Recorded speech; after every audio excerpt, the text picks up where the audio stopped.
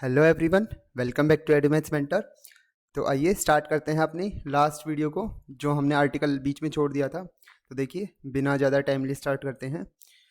तो हमने कंपेयर कर दिया था दोनों साइड आई के कंपोनेंट्स को, ठीक है। तो lambda summation m x square plus y square plus z square minus N lambda, मैंने यहाँ पे आर की वैल्यू पुट कर दी, या फिर आर स्क्र की बोल लो, ठीक है। तो x square plus y square plus z square, यानी कि आर वेक्टर था, उसका मैग्नीट्यूड निकालना और उसका स्क्वेयर कर देना, आपके पास ये क्वांटिटी आ जाएगी, ठीक है। उसके बाद यहाँ पे आप x के अंदर मल्टीप्लाई कराओगे तो ये एक्स स्क्र की क्वांटिटी बनेगी। तो ये देखो, ये आएगा summation m lambda into X square. यहाँ पे भी अपने पास summation m lambda into X square. Last article में बिल्कुल सेम था, वहाँ पे भी एक्स स्क्र की टर्म कैंसिल हुई थी, और मैंने बोला था जब आप j के कंपोनेंट्स कंपेयर करोगे तो यहाँ पे y आएगा, उसकी वजह से y के कंपोनेंट दोनों साइड कैंसिल होंगे, z वाले में z वाले कैंसिल होंगे, ठीक है। बस अब की बार एक टर्म एक्स्ट्रा चल रही है माइनस एन लेमदा वाली, बस, और कुछ भी डिफरेंट नहीं है लास्ट आर्टिकल से, ठीक है। तो यहाँ पे एक्स करके कोफिशिएंट कैंसिल हो जाएगा दोनों साइड, तो ये टर्म और यहाँ से एक्स करके टर्म कैंसिल। तो देखिए नेक्स्ट में मैंने एक्स कर वाली टर्म नहीं लिखी, ठीक है। तो lambda summation m y square plus z square. अब आपको पता होना चाहिए ये क्या होता है, अपनी स्टैंडर्ड नोटेशंस वाली वीडियो में आप देख के आए हैं, इसको क्या बोलते हैं हम, कैपिटल ए, ठीक है ना, moment of inertia about x axis. उसके बाद हम समेशन एम एक्स वाई को क्या बोलते हैं, ये अपना प्रोडक्ट ऑफ इनर्शिया वाली टर्म है। जेड मिसिंग है तो इसको क्या बोलोगे आप लोग, एफ लास्ट वाली, D E F, Z missing है, ठीक है ना। उसके बाद जेड एक्स वाई मिसिंग है तो बीच वाला यानी कि ई, तो ये न्यू ई आ जाएगा यहाँ पे, ठीक है। तो हमने इनकी वैल्यूज पुट कर दी स्टैंडर्ड नोटेशंस में। उसके बाद यहाँ से लेमदा कॉमन आ रहा था, तो A minus N into lambda, और इन दोनों क्वांटिटीज को इधर ले आइए, तो A minus N lambda minus F mu minus E nu, ये आप इक्वल टू जीरो। ये आपके पास क्या आ गई, इक्वेशन नंबर 2 नाम दे दिया हमने इसको। लास्ट आर्टिकल में भी आपके पास ऐसी कुछ इक्वेशन आई थी, और फिर हमने इसके कंपोनेंट्स को उठा के एक मैट्रिक्स बनाई थी जिसको नाम दिया था इनर्शिया मैट्रिक्स। यहाँ पे भी कुछ ऐसा ही करने वाले हैं, बट ऐसा मत समझना, इसको हम इनर्शिया मैट्रिक्स नाम देंगे, ठीक है। तो उसके बाद मैंने वही दो चीज़ें लिखी हैं। सिमिलरली हम अगर वाई के कंपोनेंट्स को कंपेयर करेंगे तो हमारे पास कुछ ऐसा सीन देखने को मिलेगा, एंड अगर जेड के कंपोनेंट्स को कंपेयर करेंगे तो कुछ ऐसा सीन देखने को मिलेगा, ठीक है। और जब आप उनको कंपेयर कर चुके होगे तो आपके पास ये इक्वेशंस आएंगी, गिव्स अस, ठीक है ना। मैं इनको आपको डायरेक्ट लिखने का तरीका भी बताऊंगा, आप पहले इनको लिख के एक बार इस मैट्रिक्स में आ जाइए। देखिए मैट्रिक्स लिखने का क्या तरीका है। तो आपके पास ये जो तीनों इक्वेशंस आई है ना, ये देखिए बीच वाली रो में लास्ट टाइम अपने पास क्या था, ए बी सी था डायगनली, अब की बार एन और आ रखा था एक्स्ट्रा, तो A minus N, D minus N और सी माइनस एन। वही सेम सीक्वेंस है, माइनस डी माइनस ई और माइनस एफ, ठीक है। इधर माइनस डी माइनस ई और minus F, D E F, same sequence है, ठीक है ना। तो ये अपने ऊपर वाले को किससे मल्टीप्लाई करवा देंगे, lambda mu new, lambda mu और न्यू, लैम्डा म्यू और न्यू। अपने पास ये तीनों इक्वेशन बन जाएंगी, ये वाली और ये वाली। तो आपको याद करने की कोई नीड नहीं है, मैंने आपको ट्रिक बता दी है यहाँ पे इनको याद करने की, और फिर इनको किस में रख देना, डिटरमिनेंट के अंदर। यानी कि पहले तो मैट्रिक्स लिख के देख लेना और बाद में इन इक्वेशंस को लिख देना। अगले को ये भी नहीं पता चलना चाहिए आपने कैसे याद किए हैं और कैसे लिखिए, ठीक है ना। अपनी रफ वर्क में इस मैट्रिक्स को लिख के देख लेना और फिर इन इक्वेशंस को लिख देना फटाफट, ठीक है। In order these equations we must have a non zero solution. अब इन इक्वेशंस को सेटिस्फाई कराने के लिए अपने पास एक नॉन जीरो सॉल्यूशन होनी चाहिए। तो हम मान के चल पड़ते हैं, ये इक्वेशन जो आएगी, ये इक्वेशन जो आएगी वो हमको पता है क्यूबिक इक्वेशन आएगी, तो हम यहाँ पे एक सॉल्यूशन कंसीडर करेंगे पहले, लेकिन देखिए किस बेसिस पे करेंगे। तो आपको पता है ये क्यूबिक इक्वेशन आएगी जब आप इसका डिटरमिनेंट सोल्व करेंगे, ठीक है ना। ये देखिए डिटरमिनेंट जब आप इसको सोल्व करेंगे तो आपके पास एक क्यूबिक इक्वेशन आएगी n वेरिएबल के अंदर, इन n, क्योंकि यहाँ पे n चल रहा है ना वेरिएबल आपका। So it has 3 roots, 3 root तो इसके डेफिनेटली एग्जैक्टली होंगे, ठीक है ना। उसके बाद at least one of which is real, तो कम से कम उनमें एक तो रियल होगा, क्योंकि आपको पता है कि कॉम्प्लेक्स रूट्स की कंडीशन होती है, वो जब भी एग्जिस्ट करते हैं हमेशा पेयर में एग्जिस्ट करते हैं। जैसे एक रूट अगर 1 प्लस आइट आएगा तो दूसरा 1 माइनस आइट आएगा, एक रूट अगर 3 प्लस 4 आइट आएगा तो दूसरा 3 माइनस 4 आइट आएगा, ठीक है ना। तो वो कंजुगेट पेयर्स में एग्जिस्ट करते हैं हमेशा, ठीक है। तो एक रूट तो पक्का, यानी कि एटलीस्ट, यहाँ पे एटलीस्ट का केस बोल रहा है कि एटलीस्ट एक तो होगा ही होगा। दोनों जो बच गए वो भी रियल हो सकते हैं, हम उनके बारे में नहीं बोल रहे, लेकिन एक तो रियल होगा ना, तो उसको हम कंसीडर करके चल रहे हैं और उसको लेके चल पड़े, ठीक है। तो वो रूट मान लिया, let n equals to n1 be the real root, वो n1 रूट लेके हम चल पड़े, और इस इक्वेशन 5 में हमने उसको इस इक्वेशन 5 का हमने एक रूट मान लिया, कौन, n1। Let the direction associated with n1, ये जो रूट आई है इसकी डायरेक्शन क्या मान ली हमने, be taken as x axis, कि ये भैया एक्स एक्सिस के अलोंग है, ठीक है ना। तो एक्स एक्सिस के अलोंग अगर है तो कोई भी वेक्टर जब एक्स एक्सिस के अलोंग होता है तो उसके डायरेक्शन कोसाइंस क्या होते हैं, 1 0 0।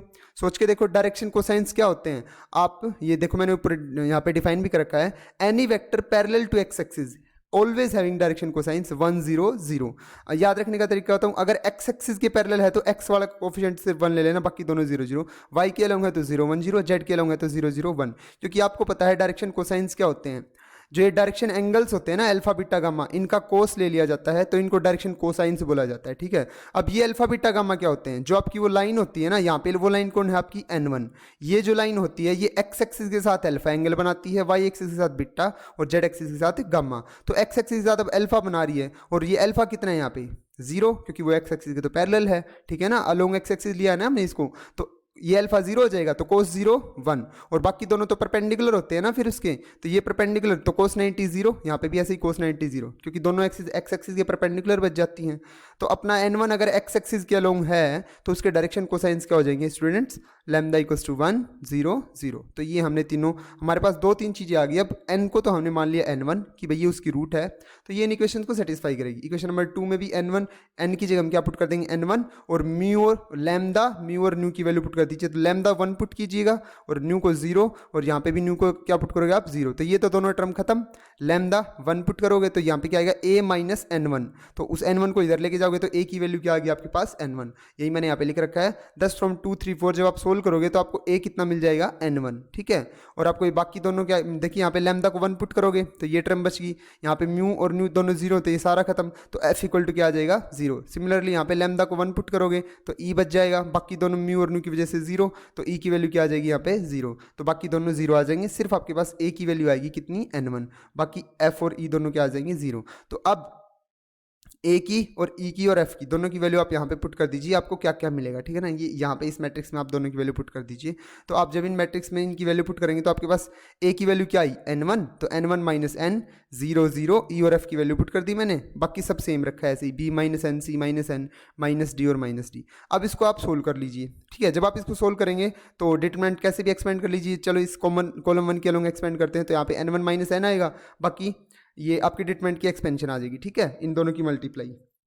उसके बाद देखिए जब आप इसको सोल्व करेंगे तो आपको पता है ये तो ऑलरेडी रूट है ही, तो ये तो इक्वल टू 0 होगी, तो क्या पता ये भी 0 हो सकती है, ठीक है ना। तो अब इसको सोल्व करने का हमारा काम है, हमारी ये तो मतलब सोल्व हो ही चुकी ना, ये तो इसकी रूट है ही, बाकी दोनों रूट और निकालनी है, यहाँ से n की 2 वैल्यू और आएंगी, ठीक है। तो आइए इसको सोल्व करते हैं।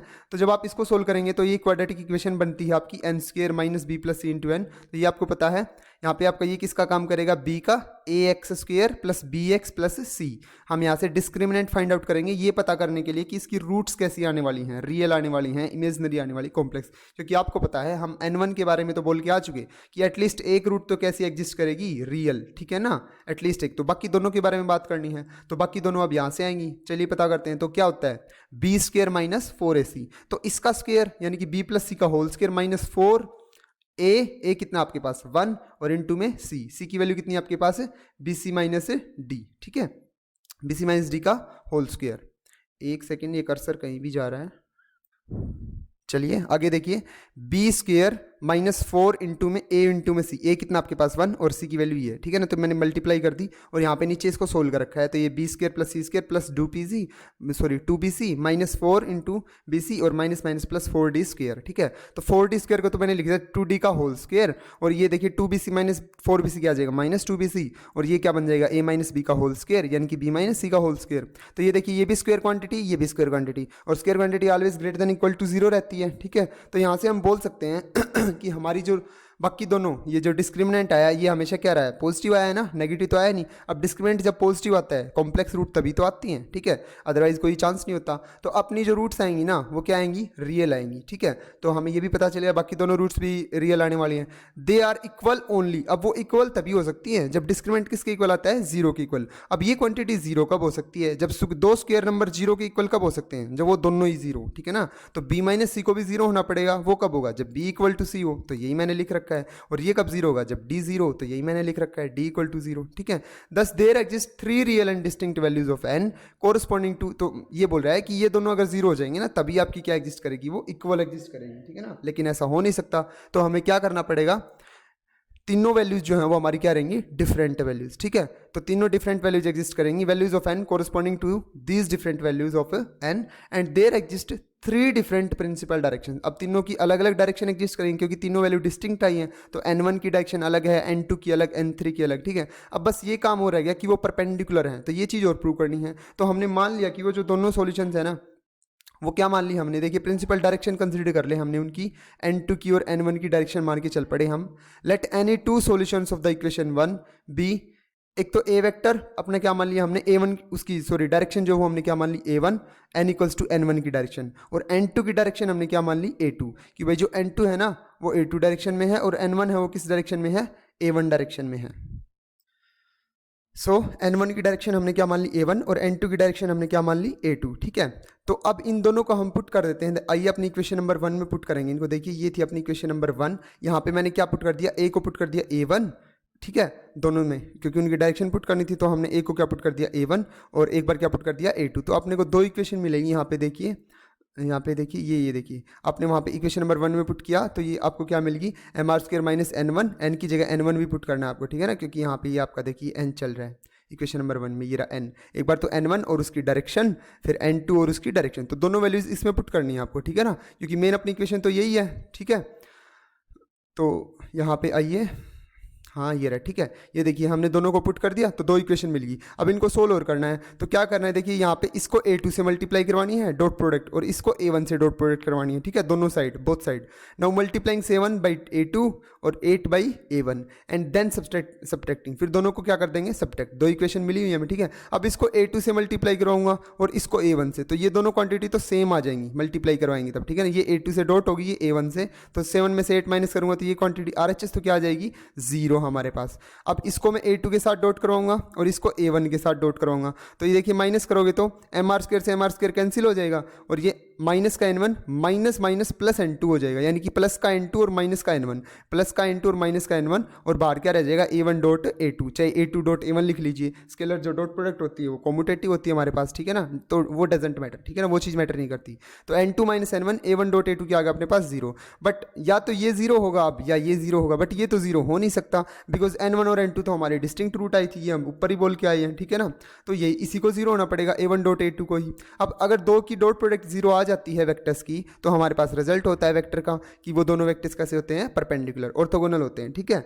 दस there exist 3 mutually perpendicular principal axis, तो हमने इनको परपेंडिकुलर भी प्रूव कर दिया, तो इसलिए बोल रहा है कि अब हमारे पास क्या एग्जिस्ट करेगी, perpendicular axis, sorry 3 mutually perpendicular principal axis at O and the subscripts में बी ऑर्डर्ड सच दैट, और जो आपके सब्सक्रिप्ट्स है ना A1 A2 O3, आप उनको कैसे लिख सकते हो, आपके पास 2 तो परपेंडिकुलर आ गई, अब तीसरी कैसे आएगी, आप उनकी क्या करवा दीजिए, क्रॉस प्रोडक्ट। अब आपको पता है 2 वेक्टर्स की जब आप क्रॉस प्रोडक्ट करवाते हो तो उनकी क्रॉस प्रोडक्ट से जो आपको वेक्टर मिलता है आने वाला, वो उन दोनों के क्या होता है, परपेंडिकुलर, जिनसे वो प्रोडक्ट होके आया है, ठीक है ना, जो रिजल्टेंट वेक्टर। अब इनकी क्रॉस प्रोडक्ट जब करवाओगे तो A3, अरे वही रिजल्ट है I cross J equal to K vector, ठीक है ना, वो अपने एक्सिस के अलग होते हैं ना, I J K, तो I क्रॉस J जब सीक्वेंस में करवाते हैं तो K मिलता है हमें, J क्रॉस K करवाते हैं तब I मिलता है हमें, ठीक है ना, ऐसे ही। तो A1 क्रॉस A2 आपको क्या देगा, A3 वेक्टर। सो ये हमारा यहाँ पे टॉपिक खत्म होता है। आई होप आपको समझ आया होगा, और कुछ अगर जल्दी करवा दिया हो तो आप पूछ सकते हैं, अगर आपको समझ में नहीं आया तो कमेंट बॉक्स में अपनी मतलब जो जैसा भी आपको लगा हो प्लीज़ कमेंट करके जाना, और अगर अच्छा लगा तो लाइक भी करके जाना, अगर अच्छा नहीं लगा तो डिसलाइक करके जाना, ठीक है ना। अगर आपकी हेल्प हो रही है तो please give some valuable comments, ठीक है।